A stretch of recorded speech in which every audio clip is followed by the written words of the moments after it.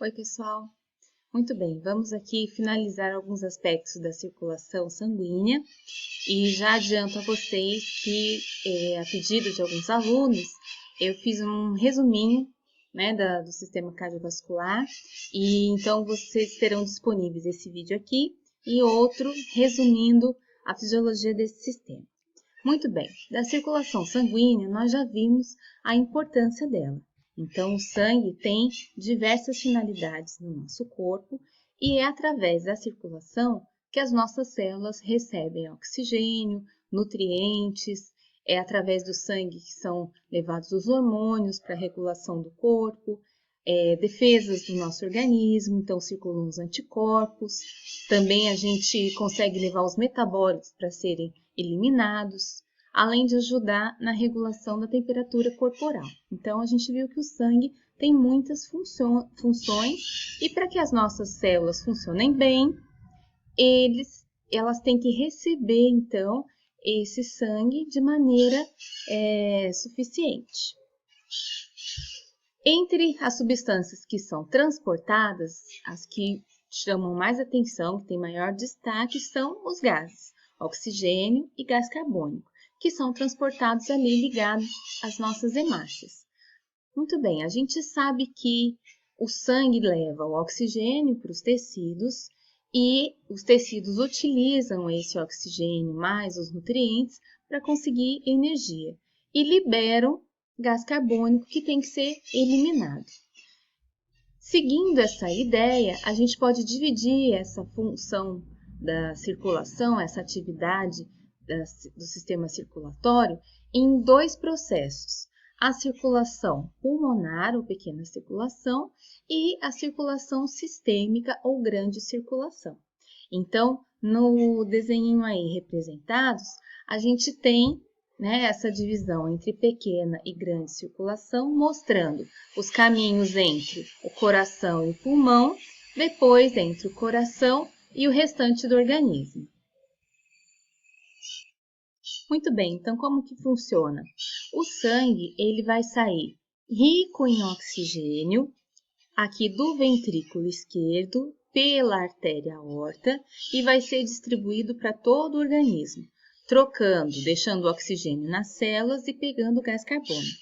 Depois ele vai voltar rico em gás carbônico, entrar pela veia cava, através do átrio direito e depois do ventrículo direito, ele vai até os pulmões, onde acontecem as trocas. O gás carbônico vai ser eliminado e o oxigênio vai ser captado pelas células vermelhas, pelas hemácias. O sangue, que é rico em oxigênio, a gente chama de sangue arterial. E o sangue, que é rico em gás carbônico, a gente chama de sangue venoso. Então, esse nome se deve aos vasos que eles percorrem. O sangue arterial, ele vai sair aqui do coração cheinho de oxigênio e vai ser ejetado, vai ser bombeado para as artérias. Depois, o sangue vai retornar pelas veias. Então, é o sangue venoso, que aí pobre em oxigênio, rico em gás carbônico, que chega de novo ao coração para ser oxigenado lá nos pulmões. Então, lembrando que o sangue sempre chega pelos átrios e é ejetado pelos ventrículos. A única exceção entre essa nomenclatura de arterial e venoso, de acordo com o vaso sanguíneo, se a artéria sempre leva sangue arterial, a gente pode afirmar isso? Não, existe exceção. O sangue que está aqui, cheio de gás carbônico, que acabou de chegar de todo o organismo, ele tem que ir para os pulmões. Quando o coração bombeia, sempre sai dos ventrículos para uma artéria, porque é a artéria que suporta essa pressão exercida pelo bombeamento. Então, a artéria pulmonar, essa aqui, ela recebe sangue venoso. Depois o sangue é oxigenado e volta através das veias pulmonares. Essas veias aqui carregam sangue arterial. Então, artéria pulmonar e veia pulmonar são as únicas exceções onde a gente não tem uma artéria carregando sangue arterial e veia carregando sangue venoso. Do restante, vai seguir essa nomenclatura direitinho. Então, é importante que a gente saiba esses caminhos e qual é a finalidade dessa pequena e da grande circulação. Então, a pequena é na oxigenação desse sangue e a grande é levar o oxigênio até os tecidos. Outra forma que a gente pode estudar é colocando os compartimentos. Então, na circulação pulmonar, ou pequena circulação, o sangue sai do ventrículo direito para a artéria pulmonar, daí para os pulmões, onde ele é oxigenado. Pelas veias, ele volta até o átrio esquerdo, aurícula ou átrio esquerdo, sempre chegando pelo átrio. Depois, ele vai para o ventrículo esquerdo, onde ele é bombeado na artéria aorta, distribuído a todo o organismo, retorna pelas veias cava inferior e superior, através do átrio direito. Pessoal, antes de continuar, queria pedir desculpa para vocês, porque vocês vão ver que o som aqui ao fundo é do mais variado possível. Eu já gravei 1000 vezes esse vídeo, mas toda vez que eu gravo, acontece alguma coisa. É maritaca, é cachorro, é pedreiro, é carro passando na rua. Então, vocês não levem em consideração isso, não, porque eu estou desistindo. Eu vou deixar desse jeito, não consigo mais. Vamos continuar. A função circulatória. Quais são os princípios da função circulatória? Bom, o fluxo de sangue para cada tecido depende das demandas, das necessidades de cada tecido. Então, quando a gente tem um maior trabalho numa região, por exemplo, processo de digestão, então o sangue vai ser conduzido, ele vai ter um fluxo mais intenso na região do trato digestório. E o que vai determinar isso? É a contração ou constrição da musculatura que envolve os vasos sanguíneos. Outro princípio da função circulatória é a relação que tem com o trabalho do coração. Todos os fluxos teciduais sanguíneos tomados vão ter um impacto no débito cardíaco. Se a gente tem uma maior quantidade de sangue, a gente vai ter mais trabalho do coração. Então, se esse fluxo ele vai ser acelerado, vai ser intensificado, o coração vai ter que trabalhar mais para atender essas demandas. Então, a musculatura vai ter que ficar bombeando mais também. E o outro princípio é a pressão que é exercida na parede dos vasos sanguíneos, a pressão arterial. Então, quando o sangue é ejetado, ele vai exercer uma pressão na parede das artérias, por isso pressão arterial. Essas paredes, elas têm uma musculatura, uma elasticidade, elas ajudam na condução do sangue e a gente consegue perceber os intervalos, dos batimentos, dos fluxos sanguíneos, pelo movimento das válvulas. Então, o que a gente escuta lá nos batimentos é justamente a mudança desse fluxo sanguíneo com a abertura e fechamento das válvulas, que é o que acontece a cada batimento.